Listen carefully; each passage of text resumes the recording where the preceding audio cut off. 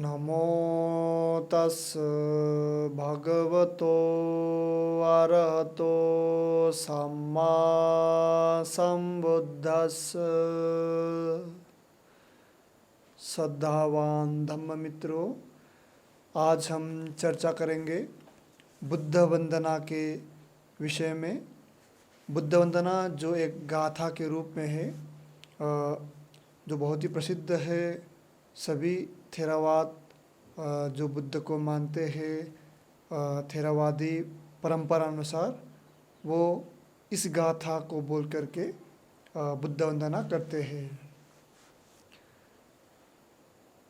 इतिपिसो भगवा अरहं सम्मा संबुद्धो विद्याचरण संपन्नो सुगतो लोकविदो अनोत्तरो पुरुष धम्म सारथि सत्था देव मनुष्यानं बुद्धो भगवाति।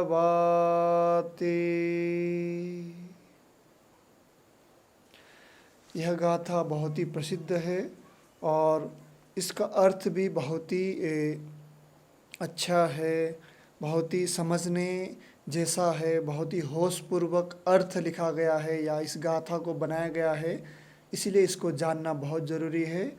खास करके जो साधक है, ध्यान साधना करते हैं, उनके लिए बहुत ही आवश्यक है।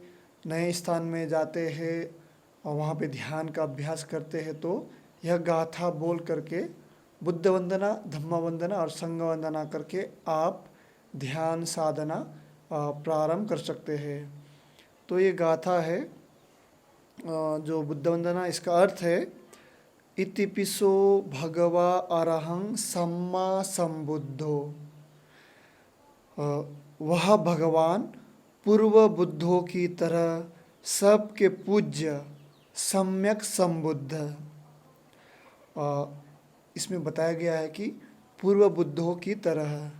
इसका अर्थ यह है कि गौतम बुद्ध से भी पहले बहुत सारे बुद्ध थे जो उनके भांति इस प्रकार से धर्म की देशना करते थे। और कहा गया है कि सम्यक संबुद्ध, सम्यक संबुद्ध जो अपने आप भी सर्वज्ञ थे और सामान्य जन को भी अरहत की प्राप्ति कराने में सक्षम थे, यह बताया गया है। फिर आगे है विद्याचरण संपन्नो। विद्याचरण संपन्नो का अर्थ है सभी विद्याओं से सुसज्जित। संसार में जितने भी ज्ञान है, जो भी विद्या है, वे सभी इनको पता है। ऐसे देखा जाए तो बुद्धत्व की प्राप्ति से पूर्व भी वह युवराज थे, एक गृहस्थ थे। गृहस्थ के जितने भी जीवन यापन करने के लिए जो भी विद्या अर्जन करना पड़ता है, पढ़ाई लिखाई, जो भी एक राजा के भांति धनुर्विद्या, युद्ध कला, इन सब में वे सर्वश्रेष्ठ थे, सर्वज्ञ थे। इसके बाद ज्ञान प्राप्ति के बाद भी जो भी विद्या है उन सब विद्याओं को तथागत जानते थे। इसीलिए विद्याचरण संपन्नो, सभी विद्याओं को जानने वाले कहा गया है। सुगतो लोकविदो। सुगतो मतलब होता है सुंदर गति वाला।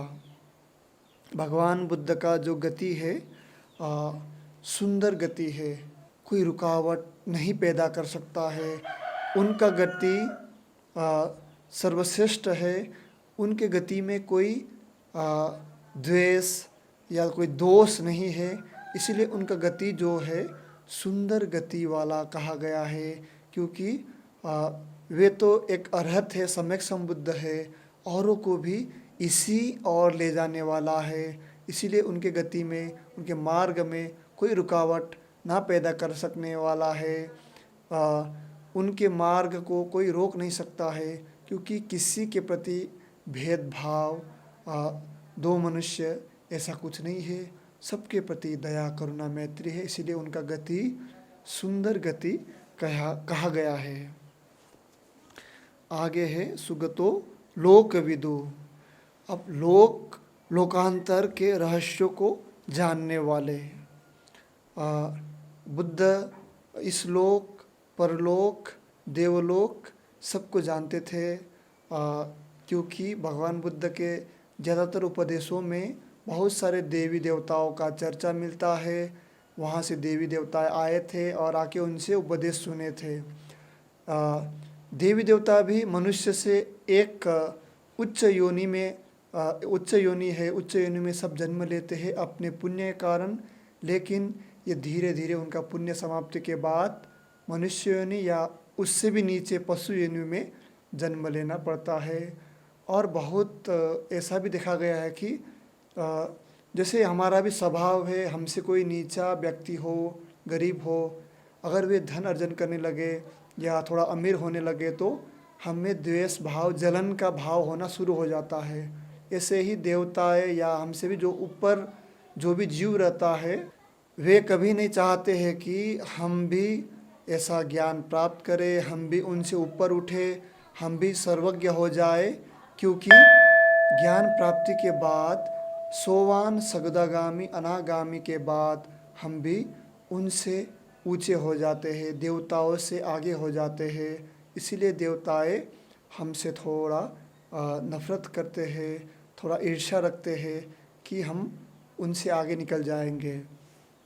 तो इसमें इसीलिए कहा गया है कि एक बुद्ध पुरुष जो एक साधारण व्यक्ति थे, फिर ज्ञान प्राप्ति के बाद बुद्ध पुरुष बने हैं, वे लोकांतर के रहस्यों को जानने वाला, इस लोक परलोक जो भी हम लोग कहते हैं, स्वर्ग नरक सबको जानने वाले होते हैं सम्यक संबुद्ध।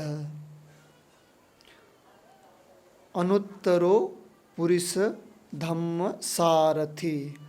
संसार के मनुष्यों को राग, द्वेष और मोह से छुड़ाने के लिए अनुपम सारथी। इसमें बुद्ध को सारथी कहा गया है। सारथी का अर्थ होता है रथ चालक, रथ चलाने वाले। और यह रथ में सभी हमारे जैसे अज्ञानी को बैठा करके ज्ञान के मार्ग की ओर ले जाता है। ज्ञानमय रथ में बैठा करके ले जाने वाले बुद्ध को कहा गया है, इसलिए उनको सारथी कहा गया है। मनुष्यों को राग द्वेष मोह से छुड़ाने के लिए, राग द्वेष मोह से छुड़ाने के लिए रथ में बिठा करके, प्रज्ञामय रथ में बिठा करके हमें इस भव सागर से पार कराता है, इसलिए उनको सारथी कहा गया है। आगे है पुरुष धम्म सारथी। सत्था देव मनुष्यानं बुद्धो भगवाति। सभी देवताओं और मनुष्यों के उपदेशक, सभी सत्य और देवता और मनुष्य के उपदेशक, देवताओं के भी और मनुष्यों के भी। जैसे मैंने बताया कि बुद्ध के उपदेशों में देवताओं का भी चर्चा विशेष मिलता है। उनके जन्म के 7 दिन के बाद महाप्रजापति गौतमी का भी देहांत हो गया था। फिर वे तुषित देवलोक में जाकर के अभिधम्म की देशना किया था उनको, इसीलिए देवताओं को भी उन्होंने उपदेश दिया था और मनुष्यों को तो दिया ही था। इस प्रकार से हम देखते हैं तो उनके गाथाओं को पढ़ते हैं तो हमें हमेशा देवताओं के चर्चा मिलते हैं। आज भारत या विश्व के बहुत सारे देश देवताओं या अदृश्य प्राणियों की, अदृश्य जीवों की पूजा पाठ करते हैं, वंदना करते हैं। तो ऐसे ही परंपरा चलते आ रहा है, मान्यता चलते आ रहा है। उनके ऐसे अज्ञान को भी दूर करने के लिए, उनके देवताओं के या अदृश्य प्राणी के वास्तविकता को बताने के लिए भी देवताओं का चर्चा मिलता है। तो मनुष्य और देवताओं के उपदेशक स्वयं बोध स्वरूप बुद्धो भगवाती कहा गया है कि उन्होंने स्वयं कई जन्मों में, असंख्य जन्मों में, असंख्य कल्पों में उन्होंने संकल्पित होकर के दस पारमिता, दस उपपारमिता, दस परमत्थ पारमिता को पूरा करके इस जीवन में भी कठोर तपस्या करके यह ज्ञान पाया है अपने पुण्य के द्वारा, अपने मेहनत के द्वारा। इसीलिए स्वयं बोध कहा गया है। बुद्धो भगवाति, अपने मेहनत के द्वारा उन्होंने ज्ञान हासिल किया है, कहीं से प्राप्त नहीं है, कोई किसी ने दिया नहीं है, स्वयं के मेहनत से ही उन्होंने पाया है। स्वयं बोध स्वरूप और दूसरों को बोध कराने वाले। जैसे मैंने बताया कि सम्यक संबुद्ध अपने भी अरहत की प्राप्ति करता है और दूसरों को भी अरहत की प्राप्त कराने में या बोध प्राप्त कराने में सक्षम होते हैं। आगे कहा गया है सर्वश्रेष्ठ ऐश्वर्य से युक्त और सभी क्लेशों से मुक्त है। सर्वश्रेष्ठ ऐश्वर्य तो ही है, उनके शारीरिक और मानसिक सभी गुणों से परिपूर्ण है, कोई कमी नहीं रहता है और सभी क्लेशों से मुक्त है। चित्त में कोई विकार नहीं है, थोड़े मात्रा में भी किसी के प्रति कोई दुर्भावना नहीं है, इसलिए उनको सभी क्लेशों से मुक्त कहा गया है।